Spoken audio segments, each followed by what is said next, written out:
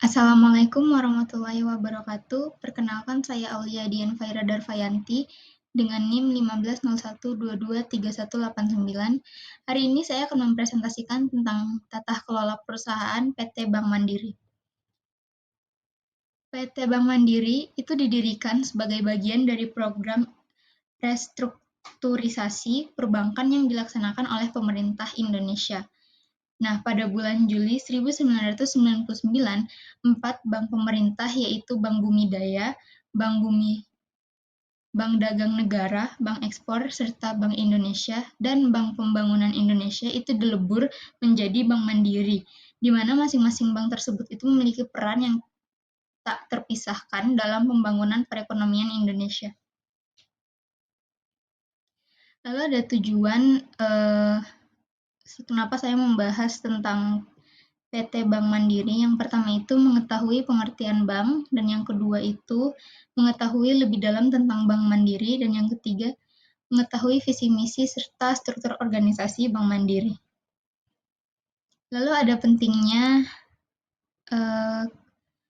tata kelola bagi perusahaan. Yang pertama itu ada kepatuhan hukum dan regulasi, di mana Bank Mandiri itu harus mematuhi berbagai peraturan dan regulasi yang dikeluarkan oleh otoritas keuangan dan pemerintah. Yang kedua itu ada pengolahan resiko, di mana Bank Mandiri itu harus beroperasi dalam lingkungan yang terdapat banyak resiko, termasuk resiko kredit, pasar, dan operasional. Dan yang ketiga itu ada keberlanjutan dan pertumbuhan, di mana tata kelola yang baik itu membantu perusahaan untuk merencanakan dan mengimplementasikan strategi jangka panjang untuk pertumbuhan keberlanjutannya.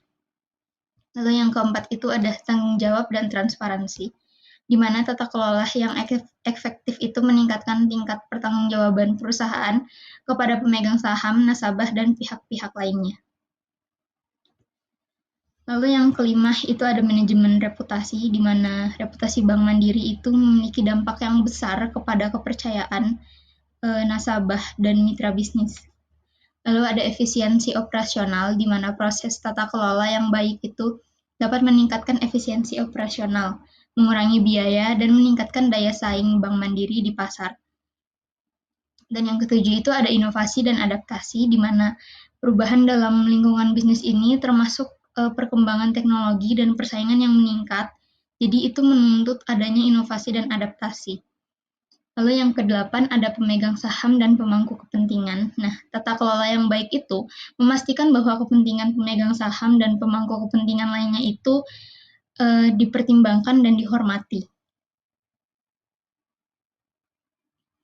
Lalu selanjutnya ada visi dan misi perusahaan dari PT Bank Mandiri. Visinya yaitu menjadi partner finansial pilihan utama Anda, dan misinya yaitu menyediakan solusi perbankan digital yang handal dan simpel yang menjadi bagian dari hidup nasabah. Lalu ada Dewan Direksi dan Dewan Komisaris. Nah, untuk komisaris utama itu dipegang oleh Muhammad Khatib Basri, dan untuk wakilnya itu ada Andrinov A. Caniago. Lalu untuk direktur utama itu ada Darmawan Junaidi, dan untuk wakil direktur utama ada Alexandra Askandar. Lalu bisa dilihat struktur organisasi dari PT Bank Mandiri tersebut.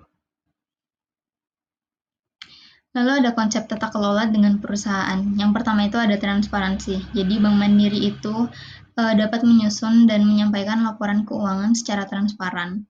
Lalu yang kedua ada Dewan Direksi, di mana memastikan bahwa Dewan Direksi memiliki keahlian yang sesuai serta mekanisme yang memadai untuk mengukur kinerja dan independensinya.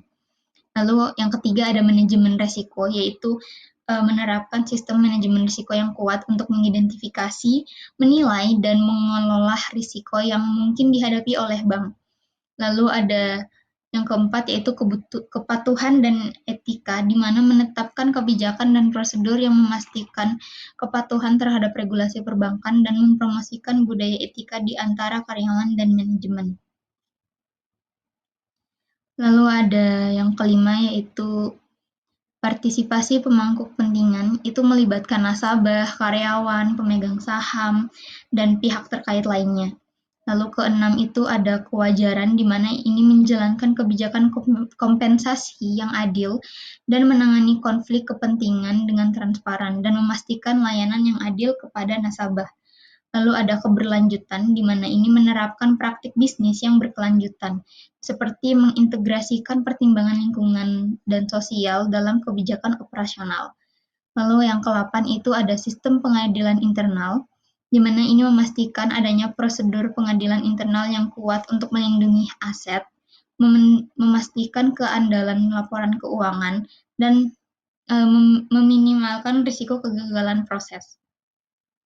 Lalu yang ke-9 yaitu ada kepemimpinan yang beretika, di mana ini membangun budaya organisasi yang menghargai etika dan bertanggung jawab, dimulai dari tingkat kepemimpinan tertinggi. Lalu ada yang ke-10 yang terakhir yaitu pelaporan dan komunikasi, di mana menyusun mekanisme efek untuk berkomunikasi dengan semua pemangku kepentingan, termasuk laporan tahunan, konferensi pers, dan forum terbuka. Lalu selanjutnya ada analisa pelaksanaan prinsip tata kelola menggunakan metode tarif. Yang pertama itu ada transparansi, di mana ada 4 poin. Ada yang pertama itu perseroan mengungkapkan informasi yang secara tepat waktu, memadai, jelas, akurat, dan dapat diperbandingkan serta dapat diakses oleh pihak yang berkepentingan. Lalu ada akuntabilitas, di mana terdapat 5 poin. Yang pertama itu ada perseroan menetapkan sasaran usaha dan strategi untuk dipertanggungjawabkan kepada stakeholders. Lalu ada responsibilitas, di mana terdapat 2 poin, yaitu perseroan berpegang pada prinsip kehati-hatian dan menjamin kepatuhan terhadap peraturan yang berlaku. Lalu ada independensi, di mana perseroan menghindari terjadinya dominasi yang tidak wajar oleh stakeholders manapun dan tidak terpengaruh oleh kepentingan sepihak, serta terbebas dari benturan kepentingan. Lalu yang terakhir adalah ada kewajaran dan kesetaraan, di mana perseroan ini memperhatikan kepentingan seluruh stakeholders berdasarkan asas kesetaraan dan kewajaran. Lalu selanjutnya ada identifikasi pengukuran dan dampak tata kelola terhadap kinerja perusahaan. Yang pertama ini ada governance structure. Jadi penilaian governance structure ini bertujuan untuk menilai kecukupan struktur dan infrastruktur tata kelola perseroan agar proses pelaksanaan prinsip tata kelola perusahaan ini menghasilkan outcome yang sesuai dengan harapan stakeholders perseroan. Yang kedua ini ada governance struktur, di mana penilaian governance struktur ini bertujuan untuk menilai kecukupan struktur dan infrastruktur tata kelola perseroan agar proses pelaksanaan prinsip tata kelola ini menghasilkan outcome yang sesuai dengan harapan stakeholder perseroan. Lalu yang ketiga ada governance outcome, di mana ini penilaian untuk bertujuan untuk menilai kualitas outcome yang memenuhi harapan stakeholders yang merupakan hasil proses pelaksanaan prinsip tata kelola perusahaan yang didukung oleh kecukupan struktur dan infrastruktur tata kelola perseroan. Sekian dari saya, kurang dan lebihnya mohon dimaafkan. Terima kasih.